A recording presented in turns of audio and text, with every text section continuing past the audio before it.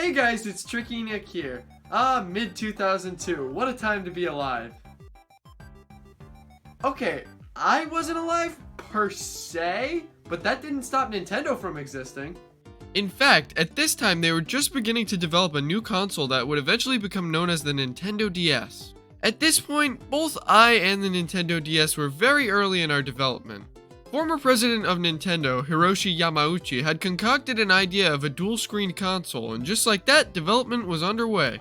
About a year later, in November of 2003, Nintendo announced they would be releasing a new handheld console in 2004, claiming it wouldn't be a successor to the Game Boy Advance or GameCube, merely a third pillar of their gaming empire. That was a lie. I suppose this is where I'll insert my obligatory Nintendo claimed the DS wouldn't replace the Game Boy Advance but then offered Game Boy Advance support on the DS comment.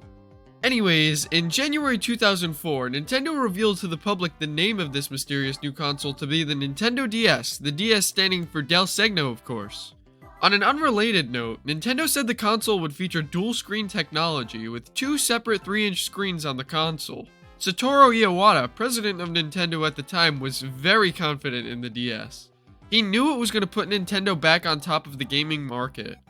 And on November 21st, 2004, he was proven right when of the 550,000 units shipped, 500,000 DS models sold within the first week, crushing the 300,000 unit goal. This was the birth of a new phenomenon in gaming, the Nintendo DS.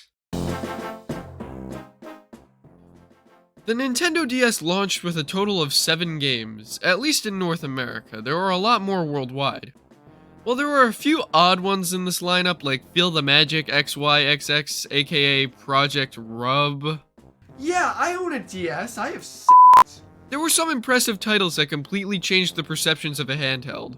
The most anticipated of these games was easily Super Mario 64 DS. Super Mario 64 was a beloved 3D Mario game, so to put it on a handheld yay big as a launch title was impressive.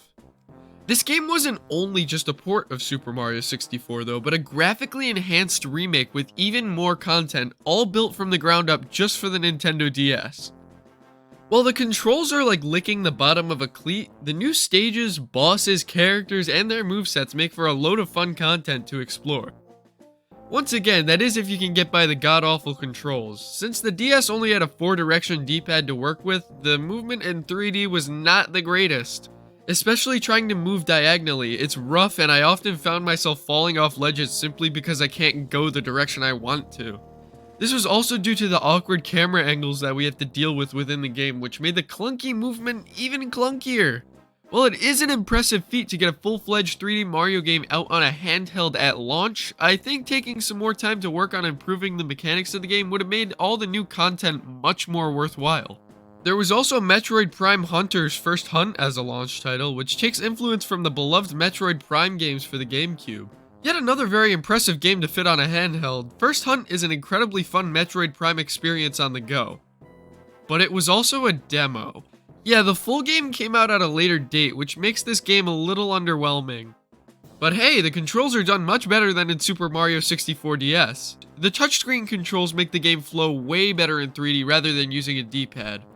Although, I will say the lack of a second control stick takes away from the platforming sections of the game, as you constantly need to be adjusting where you're looking. I commend Nintendo for being able to get these games on a console so small. It's a very impressive feat, but was it really necessary? I mean, don't get me wrong, it's cool from a technology standpoint, but it's far less enjoyable than if they were just put on a home console. So far, the DS launch titles have been new installments in major Nintendo franchises that struggle to cope with putting a 3D game on a handheld with good controls, but what other wonders await us? How the f*** did this system do so well? Oh well, I never played any of these other games anyways, and I already mentioned the highlights of the launch, so I guess it's time to move on. As the success of the Nintendo DS continued to proliferate, so did the DS itself. New models were being made frequently to improve on the DS and also keep the hype of the Nintendo DS going. The first of these new models was the DS Lite. This was where little Nick hopped on the hype train of the DS, and it's a major upgrade from the original silver brick that we all know and tolerate. I hardly know anyone who bought the original model of the DS, but those who did were no doubt put on a watch list. The DS Lite boasted a brighter screen and was much more compact and sleek. This model was originally made to account for the extremely high demand and low supply of the original DS model and ended up selling a majority of all DS consoles. Over 90 million of these little fellas ended up under couch cushions all around the world. This model also still allowed you to play Game Boy Advance games, which wouldn't be available in future models, such as the Nintendo DSi. Have you ever wanted to take pictures in 480p and also play Pac-Man World 3? Presenting the DSi. There was also the DSi XL, which was a big DSi. These models, in my opinion, were actually inferior to the DS Lite, as they no longer had Game Boy Advance support. This was instead replaced by DSiWare. Sadly, DSiWare was just a bunch of games with dwarfism.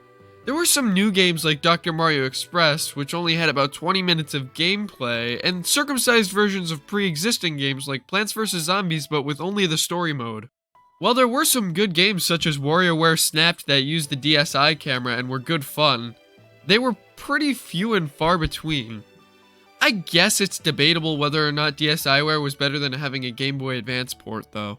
On one hand, DSiWare had some new games to play, albeit very small, but the Game Boy Advance port preserved GBA games and allowed people to continue to play them.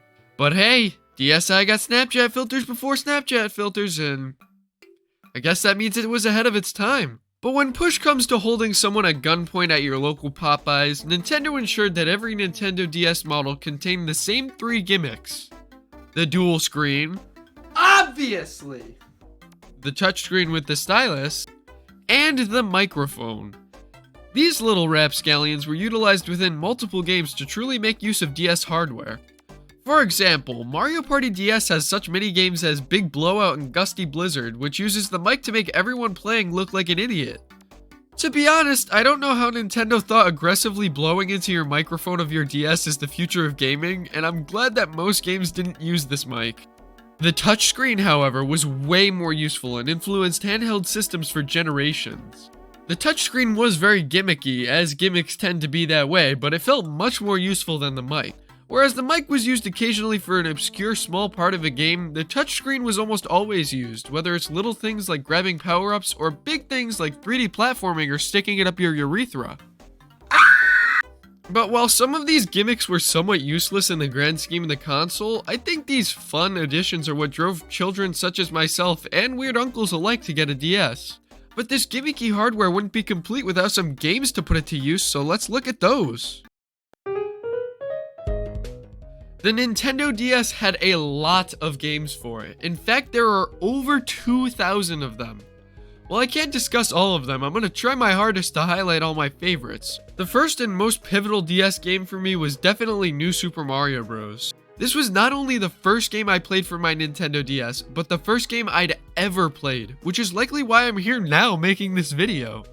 New Super Mario Bros. Revived the 2D Mario series after a 13-year hiatus following Super Mario Land 2. This game sees the player taking Mario on yet another 2D side-scrolling adventure, this time through 8 unique worlds. Now I know all of these worlds seem pretty redundant compared to the other New Super Mario Bros. Games, but keep in mind, this was the first of all the New Super Mario Bros. Games, which means this game set the trends for all the rest of them. Rather than feeling like yet another Mario game, New Super Mario Bros. Felt truly original. Even when compared to other games in the New Super Mario Bros. Series, this entry still has a lot of unique elements to it. There are all unique boss fights here, showcasing some basic fights like Mega Goomba, but also new never-before-seen and never-since-seen fights like Mama Pokies. In order to access some of the worlds in this game, we're required to fight bosses in mini form, which makes the game so much more difficult to 100%. But what's great about maneuvering through this new Mario game is Mario's moveset. To bridge the gap between 2D and 3D games a little more, Mario was given the triple jump and wall jump from 3D Mario games to make movement more fluid. It's a very nice touch that added a lot more depth to the 2D Mario games. There's almost nothing bad I can say about this game, except maybe that the levels are a little too short. But I can't really knock it for that, especially when you're playing on this brick of hardware. New Super Mario Bros. Shaped my love for Mario and all things Nintendo, and it's not shocking to know that this game was the best-selling DS game. Other 2D platformers for the system were also pretty iconic. The legendary Starfy was basically Kirby in an alternate universe, and I really like it. Underwater levels are usually not my favorite, but this entire game is basically underwater levels and it's a lot of fun. Super Princess Peach was a little sexist for basically saying women emotional and overreact. But the art style was nice and it was a cool change up to have Peach going on a quest to save Mario. I'd love to see a less problematic sequel. Mario was also seen tearing up the basketball court in Mario Hoops 3-on-3. This Mario sports title is rarely talked about. Mario Hoops 3-on-3 is criminally underrated. This game has seamless controls, fun gameplay, and the cherry on top, the unique and enticing roster. There are Final Fantasy characters playing basketball with Mario. How is this not a fever dream? Along with that though, we have the game that actually taught, or at least advanced, my reading skills. Monster Lab! This was the first game my parents bought me, but I didn't end up playing it first because I couldn't read all the text. Pretty soon after Little Nick finished New Super Mario Bros. Up though, he was itching for some more DS action. This inspired me to finally boot up Monster Lab and struggle through it.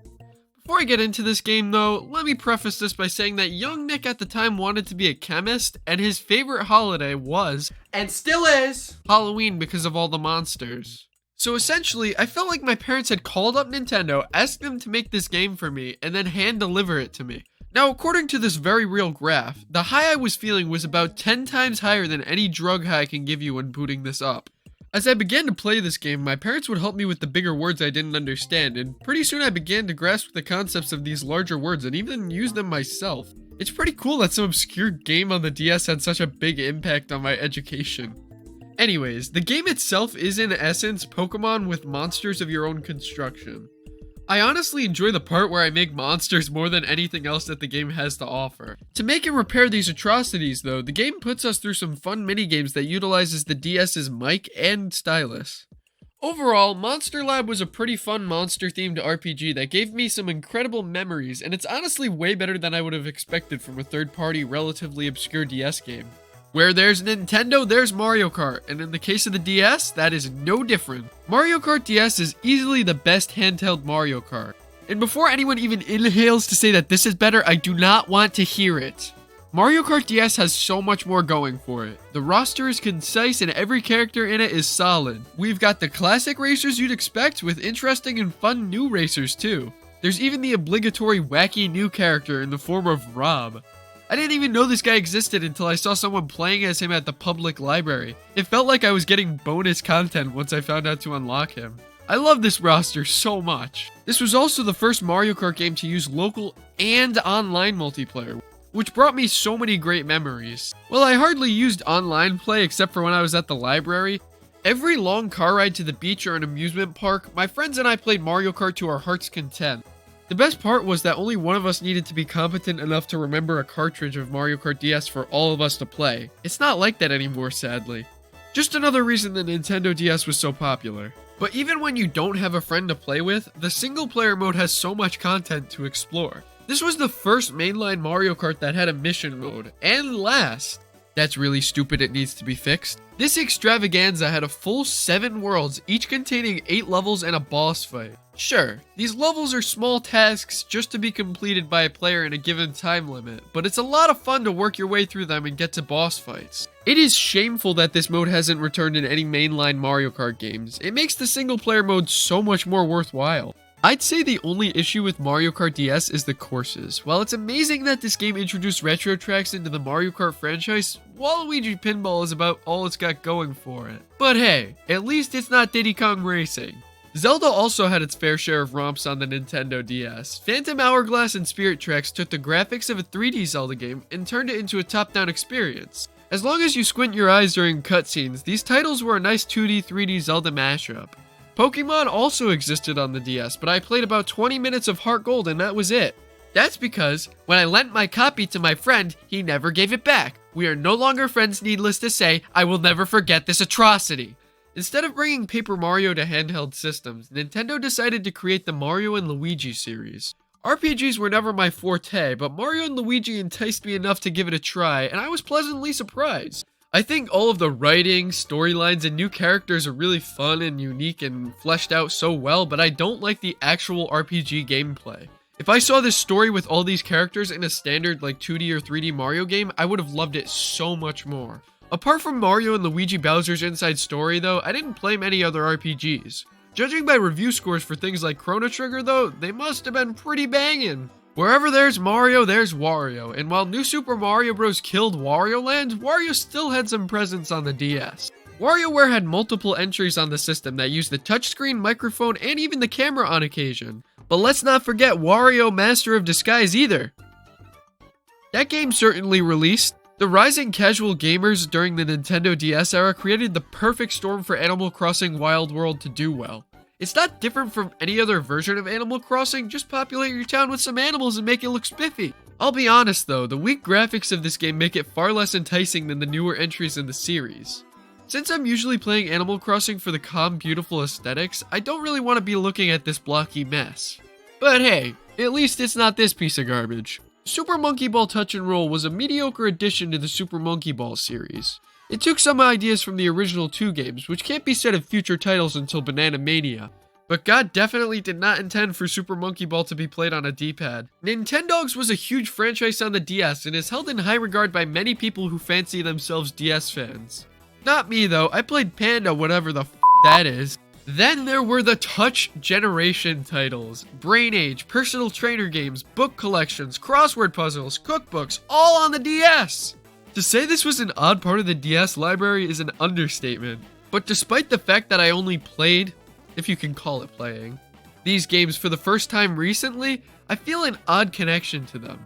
Maybe it's because Nintendo would never do something like this anymore, and I love that they used to play so fast and loose with the titles they allowed on their systems. I don't know, I just really like these titles.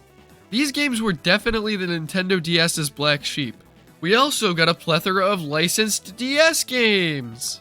I don't know exactly when it happened, but at some point licensed kid games went from pretty mediocre to really, really bad. The sheer number of different licensed titles that the DS has is even more than the number of felonies I've been convicted of.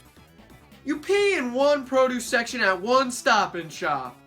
To vaguely sum up these games, most of them were awful, but since there were so many, you're bound to find a good one in the mix every once in a while. But even after mentioning all of these games, I'm sure there's hundreds more amazing ones that I missed. That's just what made the DS game library so great. But what about the apps on the DS? Well, that immediately brings PictoChat and Flipnote Studio to mind. PictoChat was a local wireless chat room. If you're ever feeling lonely, it's nice to use this app to doodle or talk to the serial killer in your house that for some reason owns a Nintendo DS. But if you're more into the doodling aspect of PictoChat, Flipnote Studio is definitely a superior alternative. This app lets the user animate videos, which I love to do. Young Nick was always so interested in animation, so being able to make short cartoons on Flipnote Studio was always really fun. I remember one time I remade some of Peep in the Big Wide World and I was so proud of it. I have so many great memories of making Flipnotes with my mom and dad. Obviously they were way better at it than me, but I still loved it. It was even cooler to check out other people's Flipnotes online and look at how impressive they are. Although I will say most of them scream 2010s. And then there were the moments when I decided, let's just draw penises all over the place like a true child. I was a total gamble. You could also make the DS vibrate. DS accessories, a thing that happened alright. I never used these very much. I was too busy playing GTA Chinatown Wars like a real cool fella. But looking at the accessories that the DS offered is an interesting experience. The Rumble Pack gave the DS the ability to, well, rumble. The Guitar Grip and Drum Skin provided Guitar Hero fans the ability to play Guitar Hero on the go. So congratulations to the two of you in the audience who this excites. There was also a headset for the DS, which allowed you to, talk to yourself? I guess? I mean, what games really had a voice chat? And if they did, who bought this to speak in it? Let's not dwell on that though. Instead, let's look at the Opera web browser. The Memory Expansion Pack. The MP3 player. The Faceting Scan! The Glucose Meter! Oh nice, this one is actually still useful. In all seriousness, most DS accessories were useless by the time the DSi came out. Even if they weren't made obsolete by the DSi, phones or other game consoles that offered these features built into the system pretty much nailed the coffin on this obscure but interesting part of the Nintendo DS's life. After a decade of dominating the handheld market, the Nintendo DS was finally laid to rest in 2014. While some people use Wiimify to keep some of the online modes of certain games like Pokémon and Mario Kart DS alive, the frozen head of the DS is all but dead. By the end of its lifespan, the DS sold a whopping 154 million units? Does anybody else think about where the Nintendo DS styluses ended up after you lost them? I mean, I lost like 2 or 3 of them. So by that logic, anywhere from 2 to 450 million styluses have been sucked into a black hole never to be seen by us again. Anyways, the Nintendo DS had a great run and established Nintendo as a company for casual players and hardcore gamers alike. I mean, every town drunk had a DS with Wine no Hajimakara DS. Wait, how did Nintendo let a wine tasting game release on their system? Regardless, for me, the Nintendo DS was a massive part of my life. The DS got me into gaming and established my love for Nintendo. The DS helped me improve my reading skills. The DS strengthened my bonds with my friends and left me with many fond memories. The portability factor of the DS made the hardware far weaker than a home console, but as I've said before, you could move this thing. Yeah! The vast game library also made the DS so accessible. There was a game for everyone on this thing. Whether it's a platformer or a personal trainer, the DS has something for you. The Nintendo DS was a universal console for all to enjoy, and I look extremely fondly back upon its heyday. It embodied Nintendo's core philosophy to take weaker hardware and create something special out of it. You know, all this talk about the Nintendo DS makes me think that maybe the DS in Nintendo DS stands for diverse selection, or maybe even dual screen. Nah, it's probably Del Segno.